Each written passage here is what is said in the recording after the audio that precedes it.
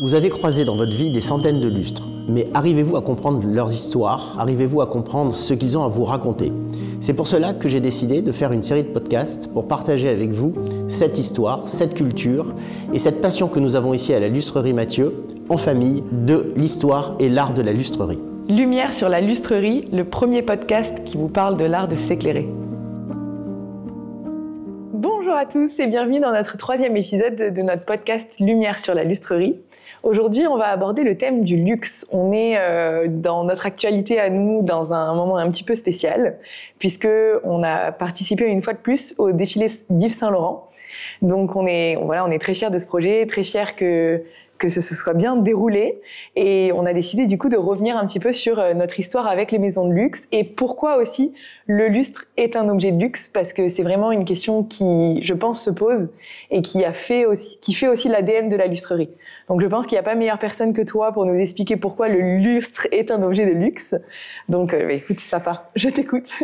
Alors d'habitude, le lustre comme objet de luxe, on va en revenir, c'est assez logique et évident parce que le lustre, c'est par le lustre que l'on montre sa puissance, sa richesse, de par le fait qu'on détient la lumière. Mais à l'époque. À l'époque, mais toujours aujourd'hui. C'est-à-dire que c'est quand le lustre a servi à éclairer, on en a déjà parlé, que le lustre est devenu désuet. Parce qu'en fait, le lustre ne sert pas à éclairer. Donc quand le lustre s'est mis à être un objet d'éclairage, il s'est transformé en casserole avec une ampoule dedans. Et on a tous eu ça sur sa table de salle à manger ou dans la cuisine. Et on a perdu le côté luxe. Nous, la lustrerie, on a toujours été une maison de luxe. C'est ça qu'il faut comprendre. C'est-à-dire que la casserole pour éclairer, on l'a jamais faite. Par contre, pour moins de lumière, être capable de faire une démonstration de savoir-faire et de richesse astronomique, ça a toujours été ça notre métier. C'est-à-dire que ce soit dans des temps mémoriaux ou aujourd'hui, on ne cherche pas à éclairer.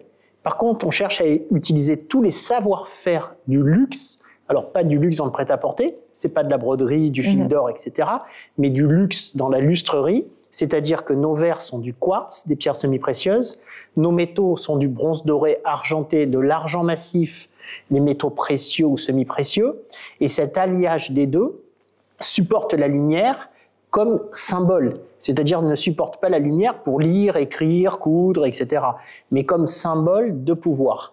Et donc c'est pour ça que nos lustres et les lustres se retrouvent dans des endroits symboliques qui sont là où on invite du monde, la table de salle à manger, l'entrée, le péristyle, c'est là qu'il y a ces grandes lanternes, et dans ce partage de notre richesse avec le public, notre richesse étant à la fois la lumière et l'objet qui porte la lumière. Donc on a toujours été une maison de luxe. Mais là où c'est un petit peu bizarre, c'est que si tu arrêtes quelqu'un dans la rue et tu dis maison de luxe, il va te sortir jamais. Sac à main. Sac à main. Pareil, sac à main, veste brodée, grande cape en cuir, chaussures à talons. Luxe, ça fait toujours beaucoup plus en fait pas le prêt-à-porter, mais disons les consommables qu'on va porter sur soi, donc les accessoires ou la mode, c'est vraiment les top of mind dans le luxe. Luxe, ça, mais maison de luxe. Oui. Parce que quand tu parles luxe, moi j'entends Rolls-Royce, montre en or, etc., palais, hôtel 5 étoiles, 6 étoiles, 25 étoiles, etc. Pour moi, le luxe, il est là. Mais quand on dit maison de luxe, je pense que dans la tête de beaucoup de gens, on est revenu au sac à main. On est revenu à LVMH, on est revenu à Chanel, etc. Ces petits sacs à main qui coûtent horriblement cher et qui sont du positionnement social plus que pour porter ses affaires, comme des montres pour nous les hommes. Nous, c'est notre sac à main, c'est la montre, qui ne sert pas vraiment à regarder l'heure ni à chronométrer les gens qui passent, mais qui porte un positionnement social. On aime le sport, on aime l'automobile, on aime l'or, les diamants, etc. Et donc, le lustre, c'est la même chose. Et ce qu'il faut aujourd'hui comprendre, c'est que quand on parle maison de luxe, les savoir-faire autour du luxe devraient être considérés comme une maison de luxe. Et c'est pour ça que Mathieu Lustrerie, par beaucoup de gens, est considéré comme une maison de luxe. C'est-à-dire qu'on ne va pas s'acheter un lustre dans les premiers besoins vitaux, après avoir mangé, la sécurité et un toit sur la tête, etc. Mais on va s'acheter un lustre quand on est dans la deuxième partie de sa vie, celle où on a besoin de ce luxe pour se réaliser. Et c'est là que les maisons de luxe servent à quelque chose. Et c'est là que l'architecture luxueuse, la lumière au service de l'architecture luxueuse, la lumière au service des moments extraordinaires, demande un lustre extraordinaire pour la tenir. Et tout le travail dans notre restauration vient de là. On ne restaure que des objets qui ont eu ce besoin d'être des objets de luxe à des moments importants. Et ils ne seraient peut-être pas restés dans le temps aussi si ce n'étaient pas des objets de luxe. J'en suis sûr. Et s'ils n'étaient pas beaux. Oui. Donc la beauté et la notion de luxe a fait que ces objets ont été pérennisés parce qu'ils sont restés dans les châteaux, dans les lieux, dans les cathédrales. Malgré la source de lumière qui a changé, on passe de la bougie au gaz, du gaz à l'électricité, et là souvent les lustres changent parce que de par leur source, ils sont désuets, alors que le sac à main reste le sac à main. Mais historiquement, dès le début des bougies, etc., les bougies, ça coûte extrêmement cher, donc finalement on est obligé d'avoir un objet qui soit assez luxueux pour porter ces bougies qui coûtent extrêmement cher aussi. Pour moi, le tournant du lustre, c'est ça. C'est la bougie qui coûte cher, la bougie qui est faite en cire d'abeille. On est à quelle époque quand on parle de début de la bougie ? Fin du Moyen Âge. Et on est dans un symbole où on passe de l'huile, des lampes à huile, qui ont aussi eu leurs très beaux objets. On a ce fameux lustre qui est en Toscane de 700 avant Jésus-Christ, qui est un lustre en bronze avec 16 ou 20 lumières, 16 petits becs d'huile. Pour mettre l'huile. Oui. Pour mettre l'huile, voilà. Et c'est un lustre de sanctuaire, donc d'un endroit très très important, puisque c'est là que la lumière divine va éclairer les moments justement du pardon, du sacrifice humain, etc. Puisqu'on est encore dans ces époques-là, enfin des sacrifices pas humains mais d'animaux. Donc on est dans des lieux qui sont très importants. Et quelque part, après les châteaux, les lieux de réception des châteaux, etc., pour montrer le pouvoir de celui qui nous protège, a aussi cette importance. Et le lustre va l'accompagner. Et aujourd'hui, au XXIe siècle, qui est important ? Les gens qui sont les nouveaux mécènes, en fait. Nos nouveaux clients qui nous font construire siège social de société, maisons privées, et qui, quelque part, vont créer de jolies choses qui embellissent un petit peu la planète, qui font marcher le commerce de ces belles choses et qui sont importantes. Malheureusement, aujourd'hui, par rapport au XVIIIe ou XVIIe siècle, c'est que c'est privé. Alors que le château de Versailles n'a jamais été privé, les grandes cathédrales n'ont jamais été privées. Aujourd'hui, nous faisons plus de lustres pour des endroits privés que l'on fabrique de nouveaux lustres pour les endroits publics.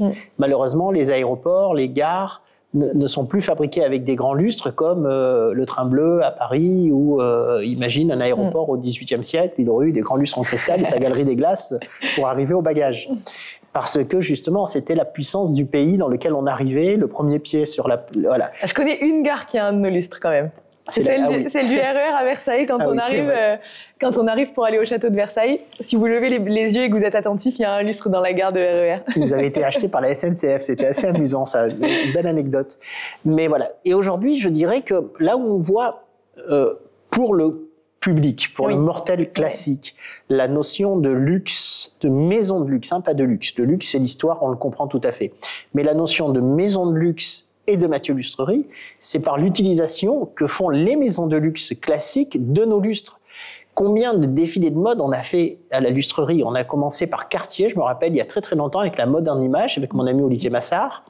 Et puis après, on a loué, prêté, fabriqué énormément de lustres pour les défilés de mode. Les vitrines aussi. Voilà, jusqu'à Yves Saint Laurent l'année dernière, qui était vraiment très beau, et cette année, extraordinaire, de mettre un lustre de quasiment 4,50 m de haut, posé sur un tout petit pied comme s'il était en suspension, et puis les lustres latéraux, nous, ça nous a demandé un travail de fou. Ils m'ont quand même appelé au début en me disant, on veut que le lustre, il soit dans l'espace, suspendu par rien, il flotte, voilà, il évite. Donc moi j'ai essayé de faire le fakir, etc. Ça n'a jamais marché. Donc avec un système de répartition par une plaque en tôle au sol, une jonction de 8 cm avec le sol visible, c'est tout ce qu'on voit qui est repris dans la quille du lustre. On est arrivé à faire que le lustre monte comme un arbre de Noël, c'est-à-dire c'est vraiment le centre et le centre vers le bas où il y a le plus de poids, puis plus qu'on monte c'est léger. Et après une idée absolument géniale, ça avait été de mettre des chaînes pour l'armature du lustre, comme si les bras étaient tenus par les chaînes. En l'occurrence, ça tient les bras quand le lustre est suspendu au plafond. Mais là, en fait, comme un mât avec des tendeurs, ça faisait que ça me réglait la verticalité du lustre. Parce que, donc je tirais sur une chaîne, je tirais sur l'autre, et hop, le lustre était vertical parce que tout ça est en équilibre. Donc ce défilé de mode, il est absolument magnifique à la Bourse de Paris, à la Bourse du commerce à Paris. Mais c'est pas les premières choses. Un amoncellement de lustres en cristal, on a déjà vu ça avec Louis Vuitton. Enfin, pour moi, le lustre et la robe de haute couture, c'est deux cousins germains. On les voit très très souvent se balader ensemble parce qu'ils ont cette espèce de même logique d'overdose, de savoir-faire, de matériaux, de modernité, et puis le moment. Un défilé, c'est un moment. Tout ce travail pour Yves Saint Laurent, ça dure 20 minutes quand même. Oui. Nous, on passe 4 mois à bosser que pour eux. Oui. Et après 20 minutes, on démonte. Alors, c'est super parce que les lustres, ils s'en servent après pour des vitrines, pour des événements et pour le siège social. Mais quelque part aussi, on avait fait énormément de vitrines. Les vitrines qui m'avaient le plus amusé, je crois que c'était Hermès à New York. On avait fait toutes les vitrines Hermès à New York avec mes collections de perles à l'époque. Des vitrines aussi historiques de Mathieu Lustrerie où on m'a vraiment demandé de m'exprimer ces Guerlain. On a plusieurs cristal fois de roche, Guerlain en cristal de roche sur les Champs-Élysées. Au début, j'avais fait une boule avec notre fameuse boule à facettes, c'est cette boule qui s'ouvre, mais quand elle s'ouvrait, il n'y avait pas une boule à facettes, il y avait le parfum, le trophée du parfum. C'était les vitrines de Paris. Après, on nous a demandé des lustres pour des boutiques avec Louis Vuitton, énormément de lustres avec Chanel, notamment les dalles avec Peter Marino. Donc, on a comme ça beaucoup de lustres. Et puis, après, on fait référence à nous aussi quand c'est l'objet lumineux ou alors le savoir-faire de ces fameux cristaux, de ce quartz qu'on utilise avec Chopard. Et ça, oui, voilà, beaucoup avec la joaillerie, parce qu'il y a quand même vraiment un lien direct quasiment avec la Donc avec la haute joaillerie ou la joaillerie, Chopard et ce fameux comptoir en cristal de roche qu'on a fait avec Monsieur Rochon, Place Vendôme, une belle expérience, c'était super. Puis j'adore Première Chopard. fois qu'on utilise des cristals de roche pour faire autre chose qu'un lustre, là quand même. Puis Chopard, c'était à l'époque mon sponsor pour l'automobile et les courses de voitures, donc j'étais très fier de l'avoir d'un côté à l'autre. Pareil, Chaumet qui nous fait dessiner un lustre très spécifique pour toutes leurs boutiques et leur haute joaillerie. Cartier, pendant très longtemps. Et le lustre Cartier qu'on a dessiné pour Cartier, c'était pour une boutique? Le lustre Cartier, c'était pour plein de boutiques. On en a fait, je sais pas, une trentaine, beaucoup en Asie. C'était l'époque où ils ouvraient de nouvelles boutiques en Asie. Et puis, ça n'a pas commencé comme ça, Cartier. Cartier, je suis très fier, parce qu'en fait, ils sont venus me chercher. La première fois, c'était pour Saint-Pétersbourg et Moscou, pour fabriquer un lustre Empire français, classique, dans lequel je me suis inspiré d'un lustre qui est au château de Fontainebleau, avec ce grand tambour et cette mappemonde au milieu. Mais ce tambour bleu qui à Fontainebleau est bleu, je l'ai peint, laqué dans la couleur, le fameux rouge Cartier. Donc il est magnifique, il y a encore ce lustre, alors que je l'ai fabriqué il y a 15 ans, dans les boutiques Saint-Pétersbourg et Moscou. Et après, Hong Kong est venu me chercher pour fabriquer le lustre et les appliques et les lustres à la boutique de Kowloon. Et ça, c'est celui qui est sur 2 étages. Ça, alors 2 étages qui passent à travers la trémie. C'est donc 2 étages à travers la trémie sont les lustres néo-empire Cartier russe. Hong Kong, on est dans du Louis XV à plaquettes, magnifique. Et celui qui passe entre les 2 étages, c'est Paris, les Champs-Élysées à Paris. Et là, ils avaient un lustre historique dans leur boutique qui n'était pas très beau et qui était trop petit. Et ils nous ont dit, est-ce que vous pourriez l'arranger? Il ne nous plaît pas trop, il est un peu petit, on voudrait l'agrandir. Et ce lustre était tout en fer, doré à la feuille, mais soudé. Et en fait, c'était assez compliqué de le démonter. Il n'était pas monté comme un lustre ancien, même s'il était à perles et style 17e. Ce qui fait qu'en fait, le budget était quasiment le même pour en fabriquer un autre. Donc, ce que je leur ai dit, c'est je vous reprends votre ancien lustre et je vous en fabrique un autre plus grand, plus beau, monté à l'ancienne, c'est-à-dire avec les bras qui se désensemblent, etc. Et donc tout en perles. Ça leur a tellement plu que j'ai fait le lustre de la grande vitrine sur 2 étages, qu'après j'ai fait les lustres des salons latéraux et le lustre de la cage d'escalier, toujours dans le même style de perles. Et c'est là qu'ils sont venus me chercher en me disant maintenant on voudrait des lustres contemporains de Régis Mathieu, qu'on a dessiné ce lustre inspiré du Saturne, mais version Cartier, et que l'on a mis un peu dans toutes les boutiques. Sachant qu'au début, ce qui était amusant, c'est que j'avais conçu un lustre avec les 3 ors. C'est-à-dire que j'avais fait un lustre avec 3 ronds, 3 cercles en métal doré avec 3 dorures différentes, et tout ça s'entrelaçait. J'avais montré ça à l'époque à Bruno Moinard et aux gens de chez Cartier, et qui nous ont dit non, mais ça, les gens vont acheter le lustre, donc ça nous pose un problème. On veut quelque chose de plus sobre. Qui se voit pas trop. Voilà. Moi, j'aurais éclaire les bijoux adoré qu'ils vendent 2 lampes, non, 2 bagues et un lustre, on l'aurait fabriqué. Et donc là, on a eu un joli contrat à l'époque. Il fallait qu'on ait toujours un lustre en stock, du matériel pour en faire 4 en très peu de temps, etc. Et on a fabriqué comme ça des lustres Saturne Cartier pendant un petit moment pour toutes les boutiques. Dans le même groupe, il y a eu aussi Van Cleef. Oui, c'est ce que j'allais dire, à Londres. Van Cleef, d'abord à Hong Kong. Cage d'escalier. Je savais même pas qu'on en avait fait autant. Donc là, c'était assez amusant. Ils viennent me voir en me disant, on a envie de cristal de roche. Parce qu'en fait, je crois qu'ils viennent me chercher parce que je suis le lustrier des matériaux de l'orfèvrerie oui, bien sûr. et de la joaillerie. Donc, quand ils veulent de l'argent, du cristal, des pierres, etc., c'est nous qui viennent voir. Et donc, on doit faire un lustre qui est des grandes barres rétro-éclairées dans lequel on doit mettre des petits morceaux de cristaux de roche, tout ça collé, comme si on avait découvert une grotte, en fait, et on est tout le cristal de roche qui scintille. Donc, je commence à me dire où c'est que je vais aller chercher des géodes, les découper en lamelles, les rétro-éclairer, enfin, je deviens fou. Et j'en achète, j'en découpe, je les casse, je les éclaire, ça marche pas. Derrière, il y a des pierres, donc c'est pas translucide complètement. C'est lourd. Ça ne marche pas du tout. Je deviens fou. Je vais voir le garçon charmant, je me rappelle Dimitri. À l'époque, je lui dis, voilà, j'y arrive pas. Comment je fais? Il me dit, mais je m'en fous que ce soit du cristal de roche. Moi, je l'ai fait cristal de roche. Vous allez aller voir les gens qui ont moulé la grotte Chauvet pour la déplacer et faire la copie de la grotte Chauvet. Vous leur demandez qu'ils vous moulent une géode. Eh ben, je suis allé les voir. Eux, ils m'ont dit, super, bonne idée.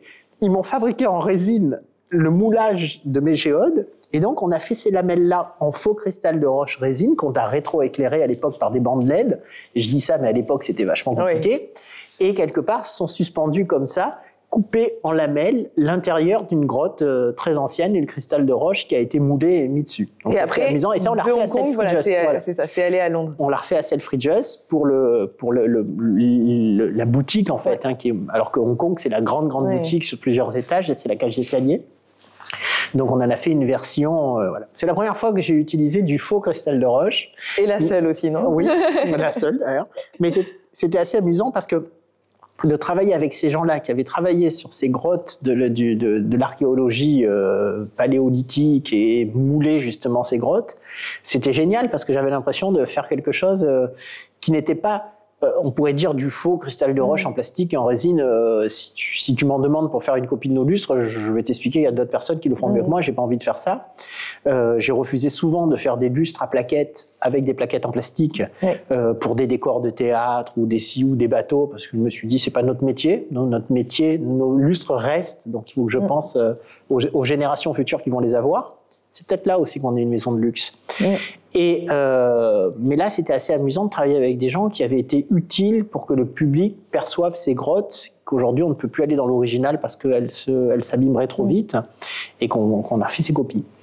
Donc voilà, le luxe, j'en oublie, je suis désolé pour les maisons que j'oublie, mais c'est vrai, je pense qu'on a travaillé quasiment pour toutes les maisons de luxe françaises et qu'on travaille pour elles régulièrement. Boucheron, oui, c'est ça, avec Monsieur Rochon aussi. Vacheron Constantin. Ah, Vacheron Constantin, un Saturne à 2 étages. Très, très beau. Oui, vraiment, le cristal de roche, ça plaît beaucoup à la joaillerie, quoi. Cette collection Odyssée, l'Odyssée de l'espace, inspirée justement de ces films de Stanley Kubrick avec le monolithe, ces Saturnes qui tournent avec justement le beau Danube bleu au début de 2001, l'Odyssée de l'espace. C'est ça qui m'a vraiment inspiré. Je crois que c'est l'objet parfait pour toutes les boutiques de luxe. Donc ça va quasiment de Louis Vuitton à Cannes, Vacheron Constantin. Moi, à Cannes, j'y verrais bien quand même un oursin ou une méduse au bord de la mer. Je pense qu'il faudrait... Alors, les oursins et les méduses ont souvent été demandés par ces maisons de luxe et par ces boutiques de luxe, mais je crois qu'il y a quand même le travail de la pierre pour le coup, vraiment, mais et là, plus même. Moi, j'ai construit un bijou. C'est-à-dire qu'avec le Saturne, je me suis inspiré des années 30, 40, de tout ce travail de Jean-Michel Franck et de ce rétro-éclairage derrière la pierre, mais il y a un côté minimaliste. Alors que l'oursin l'oursin et la méduse, j'ai créé l'inverse. J'ai voulu arrêter le côté minimaliste pour créer vraiment ce qu'aurait fait Caffieri si on lui avait commandé un bijou aujourd'hui. Donc Jacques Caffieri, le bronzier de Louis XV, s'inspirant de la nature dans le style baroque. Ben moi, je me suis inspiré de la nature, mais de la nature à moi, ma nature à moi, au lieu d'être une feuille d'acanthe, c'était une méduse, un oursin, des grands-mères ornementalistes de l'époque. Et j'ai serti ces pierres. Donc la méduse une fois en agate, en cristal de roche, en jade. Et alors l'oursin, là je m'amuse parce que les pierres sont plus petites. Il y en a quasiment 800 par lustre. Et donc là on sertit des topazes, des grenades, pérodaudes, des citrines, tout ce que l'on veut comme pierre. Et d'ailleurs, sur la version plus petite Cyrine Lily, là, j'ai serti régulièrement des pierres précieuses, c'est-à-dire saphir, rubis, qui sont des pierres précieuses qui ne sont pas de la qualité de la haute joaillerie. Qui ne peuvent pas être utilisées. Voilà, le produit reste accessible, mais les pierres sont grosses comme l'ongle de mon pouce, taillées à facettes, avec des impuretés à l'intérieur qui les rendent très belles. Parce pour les lustres. Je trouve que c'est joli d'avoir un peu de vie à l'intérieur d'un rubis, d'un saphir ou d'une émeraude. Et donc là, ça nous fait des produits qui ne sont pas complètement inaccessibles, parce qu'on arrive, je ne sais pas, à 20 000 € dans ces eaux-là, ces produits-là. Mais aussi, ce qu'il faut voir, c'est que la lustrerie, ayant cette spécialité des pierres semi-précieuses depuis toujours, n'a pas d'intermédiaire. Et ça, il faut vraiment le comprendre. Et c'est là qu'on va comprendre que nos prix restent les pieds sur terre. Il n'y a pas d'intermédiaire entre les endroits où j'achète mes pierres, où j'achète souvent des cailloux, et qui sont vendus à la tonne. Alors, pas les émeraudes, les cristaux de roche. Et le client chez qui je les pose. C'est-à-dire que on achète les pierres dans le monde entier. On a un atelier en Inde qui les taille, qui nous appartient depuis 25 ans, qui ne taille que des pierres pour nous, parce qu'entre le cristal classique et le cristal contemporain, je crois que il y a des années, je l'ai plus vu depuis longtemps, mais on était le premier importateur de quartz en France. Sûrement quand on fabriquait beaucoup de lustres pour les maisons de luxe, justement. Non, mais c'est parce que je pense qu'on l'est encore. C'est juste que j'ai pas demandé. C'est un contrôle de douane un jour qui m'avait dit ça. Qu'est-ce que vous faites de toutes ces pierres? Donc ils avaient très très surpris quand je leur dis, voyez, tous ces lustres là, mon catalogue, c'est du quartz, c'est pas du verre. Moi, je marque cristal, mais que c'est cristal naturel. Et donc le fait qu'on achète ces pierres dans le monde entier, qu'on les taille chez nous, qu'après elles arrivent ici à Gargas, qu'elles soient serties ou montées sur nos lustres, et que ce soit nous qui les posons chez le client, il n'y a aucun intermédiaire et aucune marge supplémentaire entre l'extraction et la pose chez le client. Ce qui fait que des grands lustres en cristal de roche chez nous arrivent à rester à des prix de 30 000 € dans ces eaux-là, alors que chez nos confrères, c'est multiplié par 3, parce que justement, si j'achetais le cristal de roche à des revendeurs ici en Europe, je paierais 3 fois le prix. Et on va vite en prix. Par exemple, je ne sais pas si tu te rappelles du cube, un des produits que j'adore, que j'ai réalisé plusieurs fois, la série est épuisée maintenant. Il y avait 600 kilos de quartz et d'améthyste sur le cube pour arriver à faire tenir en équilibre 600 kilos, parce que c'était tenu que par un angle. On avait l'impression que ça flottait. Chaque face s'éclairait de manière individuelle et mettait les autres dans l'ombre. Pour arriver à faire tenir 600 kilos, je peux te dire qu'on en casse quelques-uns de quartz. On vendait ce produit-là 300 000 €. Et donc, c'était assez extraordinaire. Donc, je crois que pour en revenir au luxe, je crois que le côté luxe... on a parlé que des maisons de luxe aussi, mode, etc., mais naturellement, et joaillerie, mais naturellement, il y a aussi tous les hôtels de luxe avec lesquels on a travaillé. Peut-être qu'on pourra faire un autre épisode là-dessus, tellement il y en a aussi. Oui, mais pour en revenir à cette notion de maison de luxe et d'objet de luxe, pour finir, je dirais que pour moi, c'est très clair que notre métier, lustrier, c'est un métier qui est autant un métier du luxe que les sacs à main, les chaussures, les montres le sont, quand on le fait correctement. C'est-à-dire que quand tu fais une montre pour donner ton pouls ou que regarder l'heure, le luxe n'est pas ta première, ta première valeur. Quand tu fais un sac pour tenir un plein de choses en toile de jute... tous les produits existent en luxe et sans luxe. Mais nous, la lustrerie Mathieu, de par son histoire, de par ce qu'on réédite les objets des rois, qui étaient d'un luxe inouï, parce que quand l'objet était fait pour le roi, il était le plus luxueux possible, parce qu'il était pour la personne la plus importante, et un petit peu pareil quand il était fait pour Dieu dans nos grandes cathédrales, ou pour différents autres cultes. On est dans le luxe parce qu'on essaye de faire la plus belle chose, de mettre la plus belle énergie, d'utiliser les plus beaux matériaux, et quelque part, l'utilité est devenue quasiment secondaire. L'objet par lui-même dit beaucoup sur la personne qui l'utilise, qui en est le propriétaire, et puis j'espère qu'il dit un peu sur celui qui l'a fabriqué, parce que quelque part c'est nous, et que d'être dans un métier de luxe, si je devais résumer en un seul mot, le mot du luxe, c'est l'excellence. Tout ce que nous faisons doit être dans l'excellence, que ce soit la fourniture, et c'est pour ça que c'est comme cette vieille publicité où le café, on voyait El Gringo qui allait chercher le café dans les marécages pour trouver son café. Et bien quelque part, nous c'est pareil, c'est-à-dire que moi je vais acheter mes pierres, je vois les pierres, je prends le risque d'acheter ces cailloux pour à la fin que ça devienne un produit de luxe. Et il y a l'excellence dans toute la gamme. Les compagnons, le savoir-faire, la manière dont on le vend, la manière dont on le transporte, la manière dont on l'installe chez les clients. Et c'est ça qui est assez génial dans nos produits.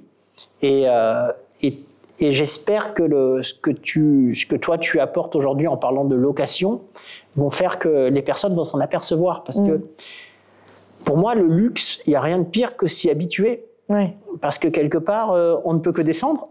Et un jour, on avoir un produit qui ne soit pas de luxe. Et s'y habituer ne veut pas dire qu'on en profite moins que quand on n'a pas l'habitude.